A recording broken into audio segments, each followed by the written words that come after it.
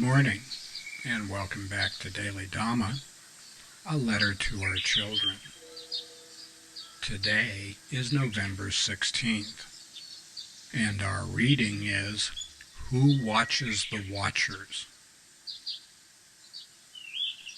But what is government itself but the greatest of all reflections on human nature? If men were angels, no government would be necessary. If angels were to govern men, neither external nor internal controls on government would be necessary. In framing a government which is to be administered by men over men, the great difficulty lies in this. You must first enable the government to control the governed, and in the next place oblige it to control itself. And that's James Madison from Federalist 51. Noble sentiments.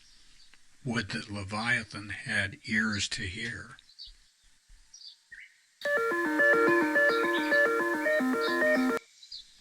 Man, this is really the problem.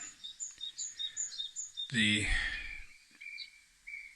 Federalists and the Anti-Federalists went back and forth on stuff, and the Federalists were basically saying, come on, we wouldn't do that to you. But you know, the Anti-Federalists had a point. When you concentrate power in the hands of very few people relative to the rest of the population, and put them all in one place so that they know each other's phone numbers and they can run around and hang out together and stuff, like Washington, D.C. and Loudoun County in Virginia are, it's an invitation to steal. The shock isn't that people are looting the federal treasury. The shock is that they aren't doing worse, really. And it's really gotten out of hand since World War II. Before World War II, Washington, D.C. was kind of a sleepy southern town, a swamp, to be sure. If you've ever lived in the D.C. area, you'll know that summertime is not real nice, and kind of stinky and sweaty and like that. But with all the money that was necessary to conduct World War II, war on a international, worldwide scale, came the concentration of great power, and you get a whole bunch of people who are devoted to, at first they come to do good and then they stay to do well. They're at first devoted to some kind of idealism and we're going to make the world safer and we're going to do this, that, and the other thing. And in very short order, they become very dedicated to making sure that they stay in charge. And that's a real problem.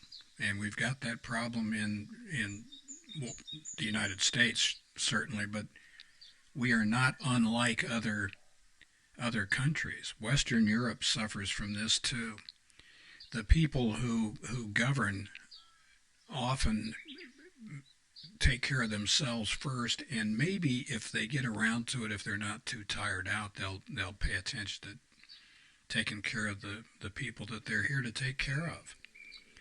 And this is really a problem. We need a renaissance of meaning. We need to take care of each other, not just take care of ourselves.